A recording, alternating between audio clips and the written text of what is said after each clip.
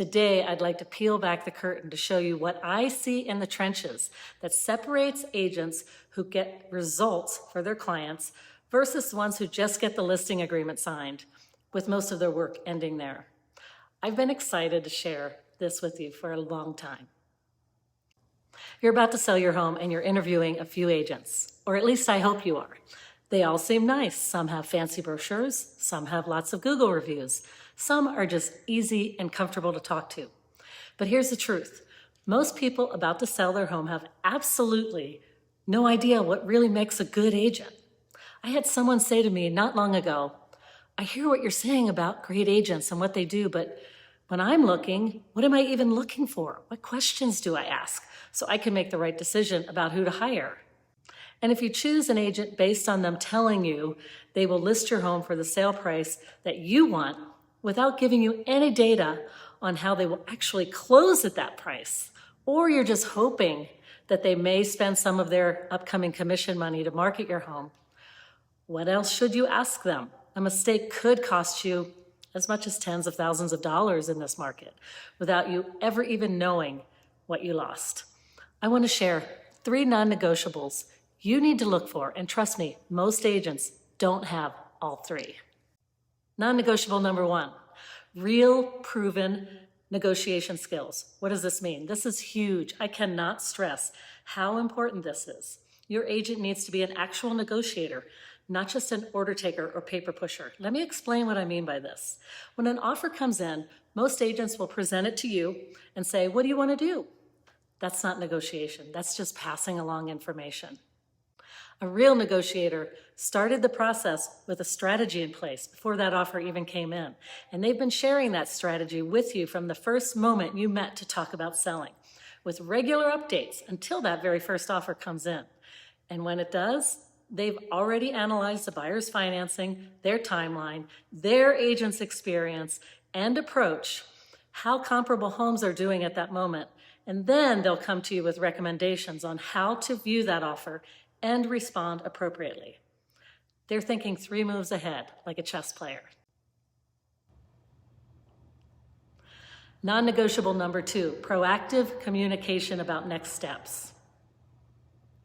Your agent must consistently communicate what's coming before you have to ask them. This is where many agents completely drop the ball, and often that's the reason why people don't use the same agent the next time around.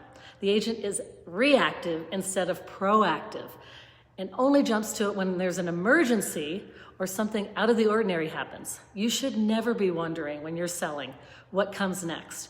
Your agent should be telling you from the moment you sign that listing agreement. And then, after you accept an offer, they should immediately lay out the entire timeline. When the inspection happens, what to expect from the appraiser, when title work gets done, what documents you'll need to sign and when. No surprises, because they've done this many times before, right? Here's another example. Earlier this year, a home seller I was working with accepted an offer that required the buyer to sell their property first. This is a contingency offer. Now, this isn't ideal, but we were able to negotiate some details that clearly protected the seller if the buyer didn't perform to their expectations. Each week, I continued to market that property, even though we were under contract, and I also tracked the market for the buyer's home as well, so I could convey a clear understanding of how I felt their property was doing on market. I also regularly communicated with that buyer's agent, asking what they were doing to market the home, how many showings they'd had each week, and other details. When our deadline approached, the sellers had a very clear understanding of the efforts the buyers had put forth to sell their home so they could buy my client's home. We ended up deciding not to extend that time frame for them. We terminated the offer, and then we went under contract with another buyer that closed very quickly. Sometimes things aren't cut and dry and we have to pivot, but fumbling through options without an understanding of what your options even are is a sure way to make the process unnecessarily stressful.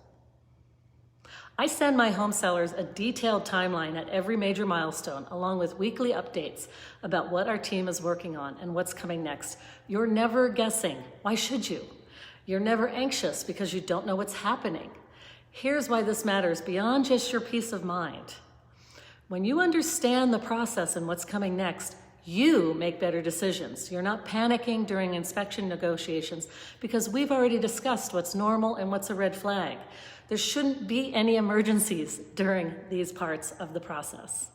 If an agent can't clearly explain what's happening in every stage of your sale, that's a massive red flag. You deserve better. The last non-negotiable, number 3, a specific pre-listing strategy.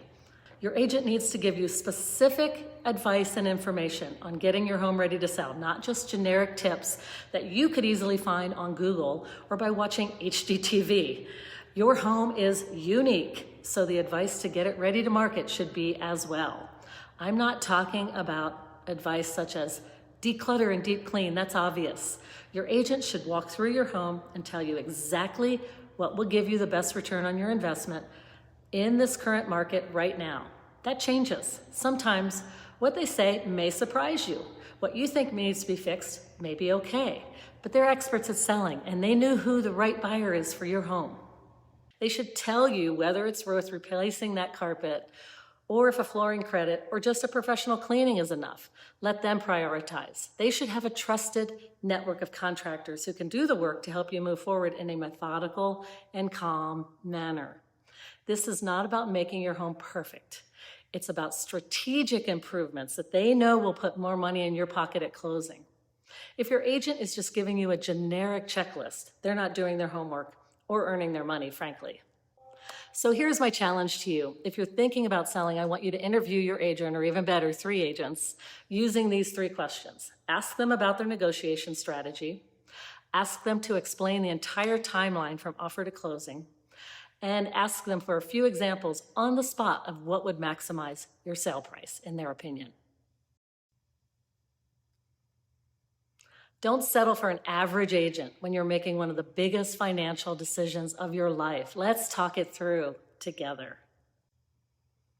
Thanks for watching. If you found this helpful, hit that subscribe button. I post new videos regularly to give you everything you need to know about selling your home in any type of market.